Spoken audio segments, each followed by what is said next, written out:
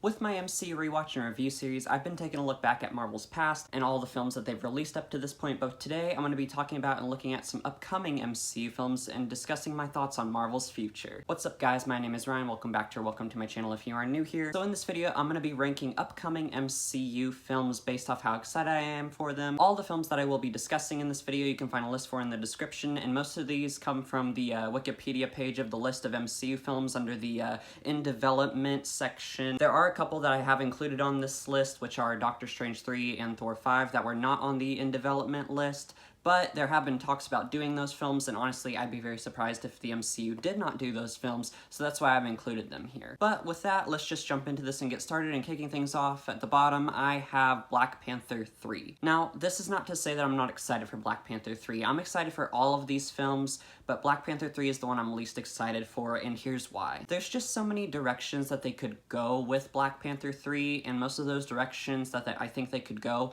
I'm just not a big fan of. I've heard a lot of people toss around the idea of making T'Challa's son the next Black Panther in the third Black Panther film and aging him up, or there have been discussions about Secret Wars being a soft reboot of the MCU and then bringing back dead characters and recasting them, and I really don't like that idea. I would much rather them keep Shuri as Black Panther in the third film. I really don't like the idea of having a different Black Panther in each film. And also, we don't know much about this film, and for me to get more and more excited about a film, I need to know more and more concrete information. And all we know currently about Black Panther 3 is that Ryan Coogler is back to direct, and that Denzel Washington has been cast in an undisclosed role. But I thoroughly enjoyed the first two Black Panther films, and I'm confident that with Ryan Coogler back to direct, whatever direction they take the film, I think it'll be at least a good film that I will enjoy. And also, I just don't know a whole lot of Black Panther lore, so I don't really know what stories they could adapt or what villains they could use for the film. I've been meaning to do a bit more research on Black Panther mythology, but those are kind of the big reasons why Black Panther 3 is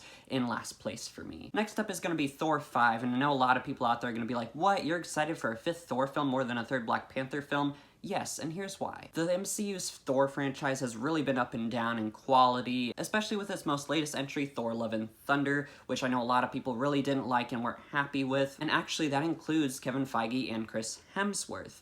They've both said comments about how they thought the film was too silly, and they acknowledged that it didn't really work, and Kevin Feige and Chris Hemsworth have confirmed that Thor is going to be continuing on in the MCU, I believe. And I believe that one of them, I can't remember who it was, said that Chris Hemsworth has about another maybe decade in the MCU, so I'd be very surprised if we don't get a fifth Thor film. And because of the inconsistency in quality in the Thor franchise, I really do think that they want to give Chris Hemsworth Thor at least one more film, and I really am confident that they will put a lot of thought and care into it, so Thor's last film will be a really good one. Another reason why it's above Black Panther 3 for me is I know more Thor mythology than Black Panther mythology, so I have some ideas of what they could do with a fifth Thor film. For example, they set up Hercules in the post-credit scene of Thor Love and Thunder, so we could see him here in this film. And also, there's a pretty big Thor villain they have yet to use in the MCU, which is the Enchantress, and I've been interested in them bringing her into the MCU for a while now, and I just think Thor 5 would be the perfect opportunity to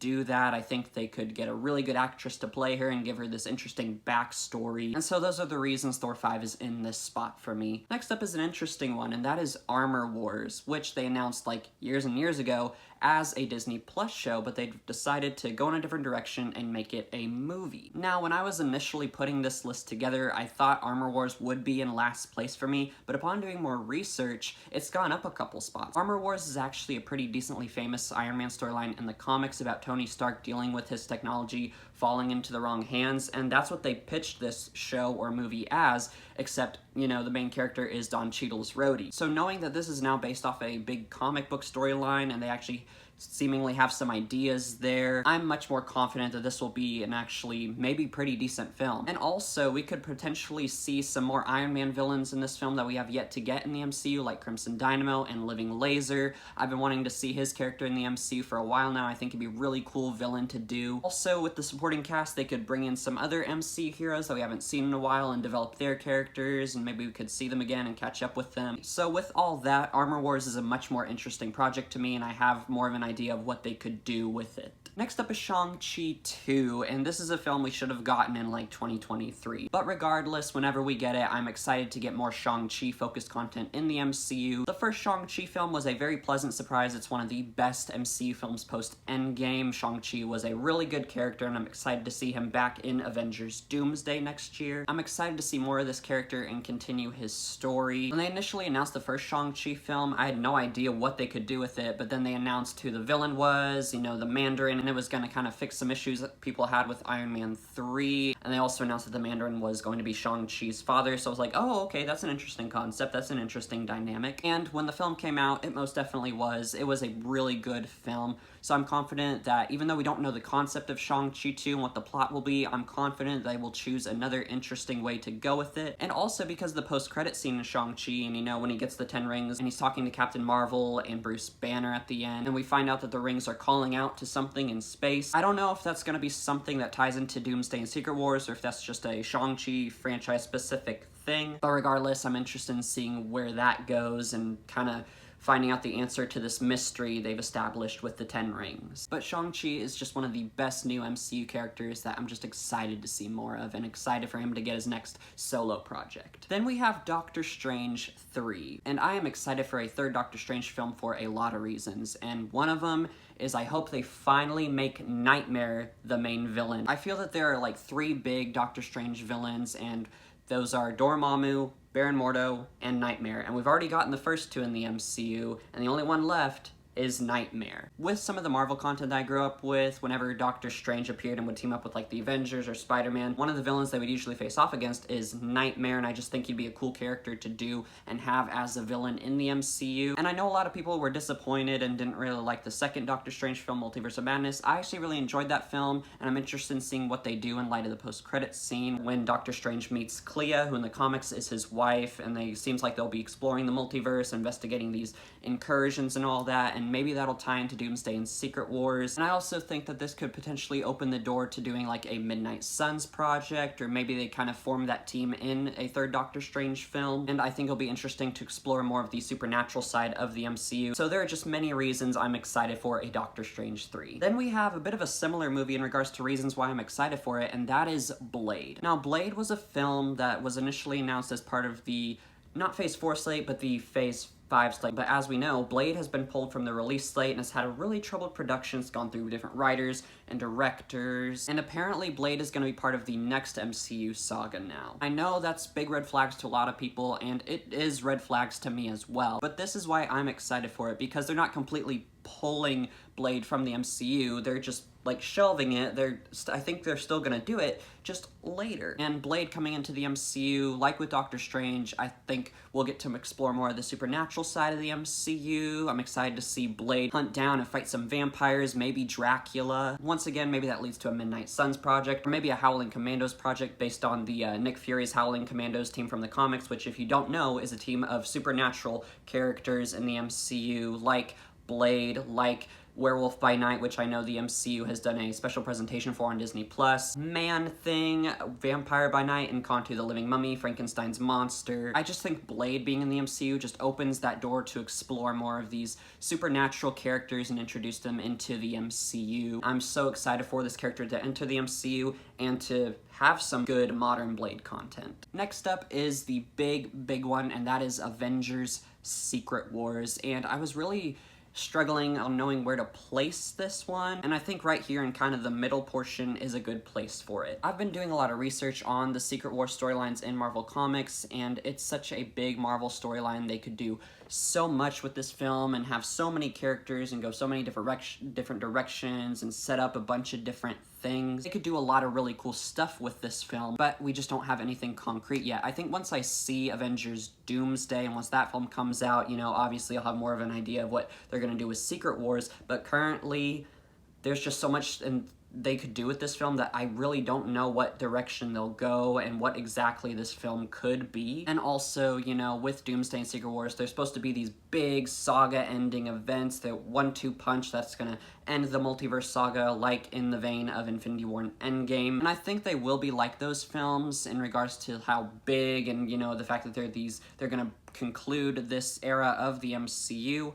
But I think I've come to the conclusion, unfortunately, that they're not gonna be like Infinity War and Endgame in that they're gonna bring character arcs to satisfying conclusions. It's not gonna feel like we've had a full, complete story come the end of Doomsday and Secret Wars. It's no secret that Marvel has had its struggles and that they haven't been building up new stars and developing characters very well. And that's one reason I'm very nervous for Doomsday and Secret Wars, because like I mentioned earlier, we haven't seen a lot of characters for years. Like Shang-Chi, we haven't seen him since September 2021. And the next time we'll see him is December 2026. They haven't given him a sequel or anything. They haven't built out his character and given him an arc at all. In this new multiverse saga, they just haven't been doing what they did in the Infinity Saga and building up these characters and giving them these great arcs that are brought to satisfying, fitting conclusions in those two finale films. And with our main villain being Doctor Doom, unlike with Thanos, they haven't been building him up. Doomsday is pretty much the first time we're gonna see the character. I know he was in the post-credit scene of Fantastic Four, but he was in there for like 3 seconds. We only saw the back of him. He didn't say anything. We don't know anything about what his goal is or what his motivations are. The first time we're gonna find that out is in Doomsday, but with Thanos in the Infinity Saga, we knew what his goal was. He wanted the Infinity Stones, and we saw him. He had some lines. We kind of knew the direction the MCU was heading, but with Doomsday and Secret Wars, we just don't know. We don't know a lot of stuff yet, and once again, they haven't done proper build-up. So I think this will be a very big film, but will it work on a story level? I really don't know. They've brought back the Russo brothers to work on Doomsday and Secret Wars, so I'm confident that maybe they could salvage the MCU, but I'm still very, very nervous for both Secret Wars and Doomsday. And since I've already kind of talked about it, you know, it's kind of hard to separate these two films. I'll just go ahead and jump into my next one, which is Avengers Doomsday, and it's kind of here for the same reason Secret Wars is. MCU hasn't been building up properly, and they just haven't done a great job of developing characters and all that, including our main villain, Doctor Doom. But the reason why it's above Secret Wars for me is just I have more of an idea of what's going to happen in this film. The official plot right now is that the new Avengers, the Fantastic Four, the Wakandans, and the Fox X-Men are all going to team up to face Doctor Doom. And while I do have more of an idea of what this film is going to be, that also makes me a bit more concerned for it, because I, like a lot of people, when they announced that Robert Downey Jr. was gonna play Doctor Doom, I was like, ooh, I'm not so sure about that. Currently, I'm like 70% against it, 30% for it, because it's kind of an interesting idea,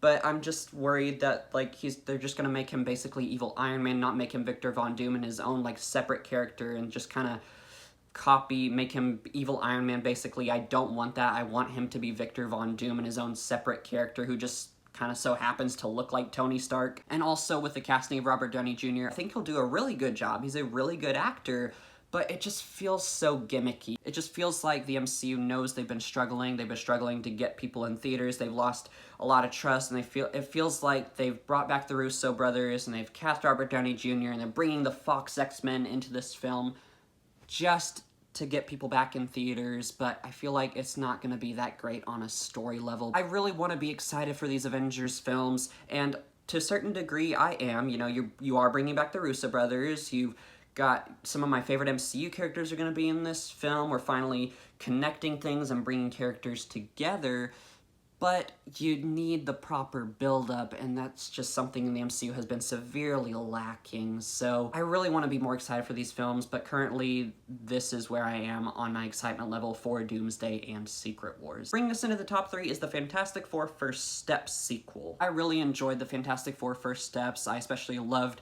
the cast as these characters. The MCU finally did justice to the Fantastic Four, and shortly after the release of Fantastic Four, they said that development has begun on a Fantastic Four First Steps sequel. And I'm just excited to explore more of the Fantastic Four's world. And in First Steps, they mentioned a decent amount of villains from their famous rogues gallery, like the Wizard and the Puppet Master, that they could potentially make villains in a sequel. But the villain I really want to see is Annihilus. I don't know if they'll go that direction, but I really do want to see Annihilus as a villain in a Fantastic Four film. I thought maybe they would set up Annihilus at the end of First Steps with how they defeated Galactus, because if you don't know, one way the Fantastic Four defeats Galactus in the comics is they send him to the negative zone, and that's where Annihilus lives, so I felt like if they sent him to the negative zone, that could open the door for Annihilus coming and wreaking havoc, and the Fantastic Four having to fight him and stop him. But unfortunately, they didn't send him to the negative zone in First Steps, which is fine, but I really thought that's what they were going to do. I felt like it would have perfectly set up a sequel and given us some idea of what they're going to do. But regardless, I'm still excited. I'm interested in seeing what happens with these characters post Doomsday and Secret Wars. The first one was just such a fun, new, fresh film for the MCU. They finally tackled the Coming of Galactus storyline very well and did that justice. I'm just very excited for the future of the Fantastic Four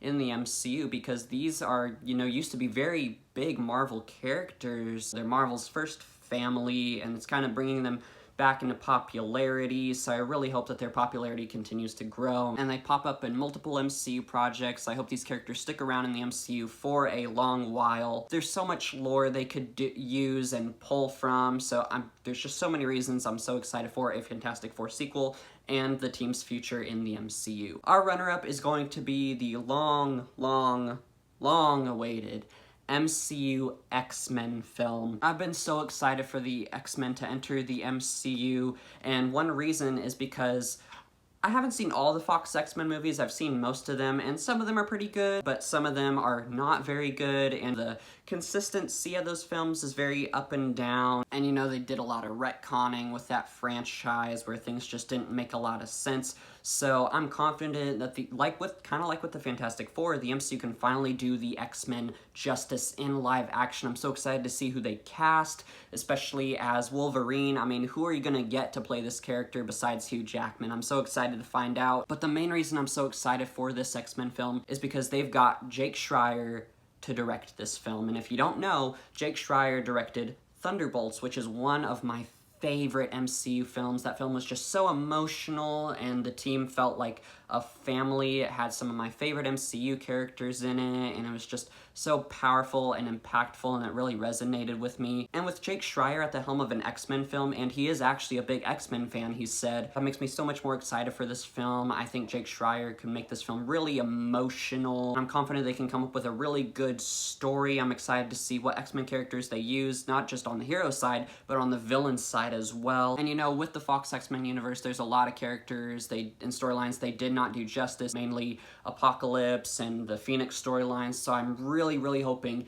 that the MCU can finally do it right. Hopefully we're gonna get this film soon after Secret Wars, hopefully early on in the next MCU saga. Hopefully the X-Men and the Fantastic Four are the future of the MCU, because prior to the MCU, they were like Marvel's biggest, most popular characters. With the MCU, the Avengers and other characters have come into more popularity, but now that we're kind of exiting the Avengers era of the MCU, these characters can become popular again and be done justice and everything. I'm just very optimistic and excited for the future of the MCU. But the MCU movie I'm most excited for that's upcoming is, of course, Spider-Man Brand New Day. And the main reason why is because this is the film where we have the most idea of what this film is going to be. We've gotten a lot of concrete information about this film. We've been getting a lot of videos and pictures from behind the scenes. They've announced a lot of the characters that are going to be in this film. It makes sense that this is the film we have the most idea of what's going to happen in it, because it's the next MCU film. It's the film in the MCU that's coming out the soonest. I'm so excited to finally get Tom Holland's Spider-Man back, and where this character goes in the MCU next in light of what happened at the end of No Way Home with everyone forgetting Peter Parker and everything. I'm so interested in seeing what they do with his character. And with the original MCU Spider-Man trilogy, with the Homecoming trilogy, it was kind of about Peter Parker growing into maturity and becoming a more mature and wiser superhero, and that's who Spider-Man is. For his age, he's a bit more of a mature person. I feel like he's a very smart hero, and that's kind of one criticism I've had of Tom Holland's Spider-Man in the MCU up to this point. He kind of feels very immature and not as smart as like your classic proper Spider-Man. But at the end of No Way Home, I kind of saw what they were doing. It was kind of this big origin story for him and making him that proper, more wise, mature superhero. So I'm super excited to see what they do with him in Brand New Day. Super excited to find out what happens with Ned and MJ, and John Bernthal's Punisher is going to be in it. I believe Mark Ruffalo's Hulk is going to be in it. They've announced Michael Mando is coming back as Scorpion, hopefully sporting a comic-accurate suit, and they just announced that Marvin Jones will be playing Tombstone in the film, and it looks like we're finally going to be getting a street-level classic Spider-Man story in the MCU.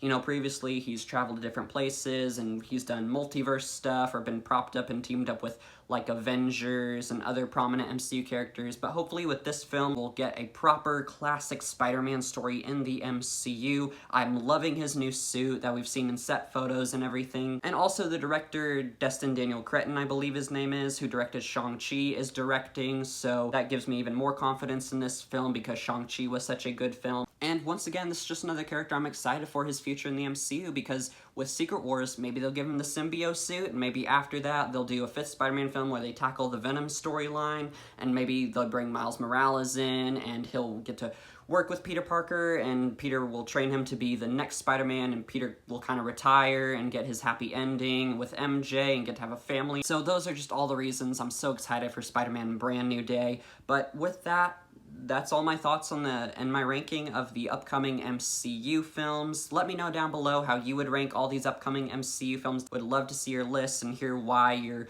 excited for certain films or not excited for certain films. Thank y'all so much for watching this video. Leave a like if you enjoyed it, and subscribe right over here if you enjoy my content. And right here is my last MCU review for Spider-Man Homecoming. If you are new here, I'm doing a series where I rewatch and review all the MCU films, and Spider-Man Homecoming is the last one I reviewed. And then right here is a playlist of all my MCU videos. If you liked this video, maybe you can find another MCU related video in there to enjoy. And with that, I hope y'all have a blessed one, guys. I'll see y'all in the next video.